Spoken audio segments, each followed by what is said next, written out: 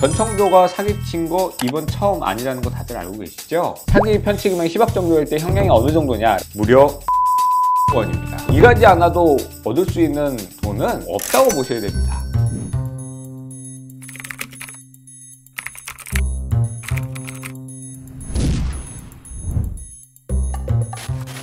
안녕하세요.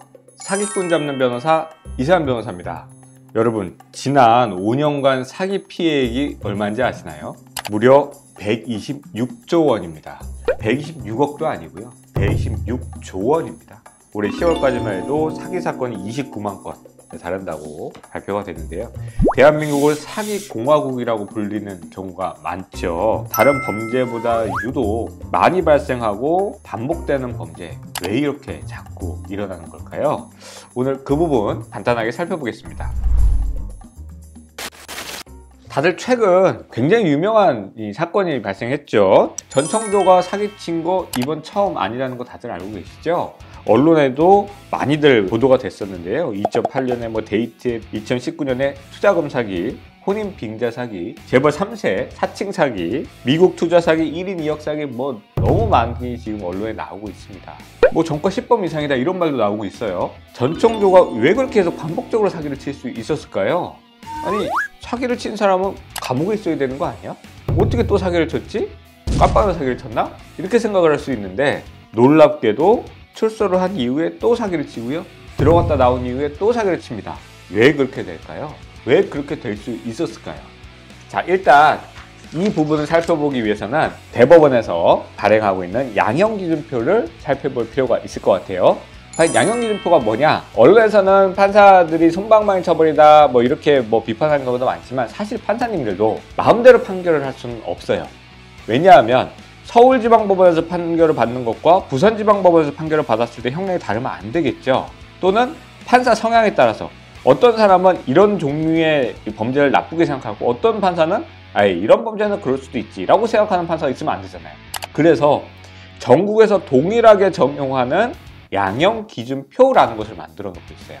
그리고 판사님들도 이 양형기준의 범위 안에서 판단을 하고 있는데요. 사기 사건의 양형기준이 있습니다. 자, 보시면 1억 이상에서 5억 미만일 때 기본 형량이 얼마냐면 1년에서 4년입니다.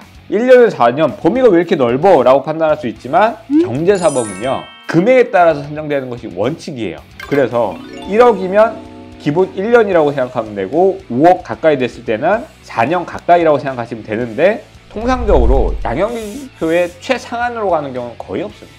대부분의 경우에는 최저억 수준에서 산정이 되고 있다, 이렇게 보시면 될 것 같아요.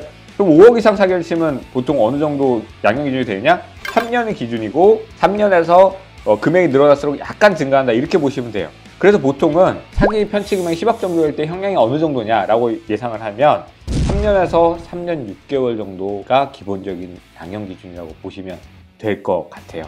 그러면 아니, 10억으로 사기쳤는데 3년이다 라고 한번 생각을 해보세요. 보통 사람이 3년 만에 10억을 만들 수가 있을까요? 10억을 벌 수가 있을까요? 10억을 3년 만에 벌려면 1년 연봉이 3억 5천원 돼야 돼요. 본인이 쓰기도 해야 되잖아요. 그러면 법경제학적으로 생각을 해봅시다. 내가 10억을 누구한테 편취를 했어요? 그 돈을 어딘가에 묻어두고 3년을 깜빵에서 갔다 와서 그 10억을 쓸 수 있다면 무엇이 더 이익이겠느냐? 범죄자 입장에서 그렇게 생각할 거 아니에요. 또 하나 놀라운 사실은요, 감형도 해줍니다. 3년을 다 살지도 않아요. 감형도 해주기 때문에 10억 정도의 편취 금액이 있을 때 실질적으로 2년에서 2년 6개월 정도 나오는 경우도 대단히 많습니다. 자, 그러면 많은 범죄자들이 어떻게 생각을 하겠어요? 편취를 해놓고 합의를 해줄 이유가 있을까요? 그냥 한 방에서 2년 3년 살다가 나오면 되는데? 이렇게 생각하는 범죄자들이 실제로 있고요. 저도 가끔씩 가해자라고 이야기하는 분들이 오시는 경우도 있어요. 그럼 가해자들이 뭐라고 얘기하냐면, 저 형량 어느 정도 나올까요? 가장 많이 물어보겠죠? 제가 거짓말을 할 수는 없잖아요. 대충 2년에서 3년 정도 예상이 된다. 그러면 이렇게 이야기하는 경우도 있었어요. 그것만 살다 나오면 되는 거죠. 물론 이 이외에는 민사소송도 있고요. 만약에 이 돈의 흐름을 포착할 수가 있다면 범죄 수익 은닉, 이렇게도 볼 수가 있어요. 그렇지만 현실적으로 이 사람이 그 돈을 자기 계좌에 가만히 놔뒀겠냐고요, 사기꾼들이. 그럴 리가 없잖아요.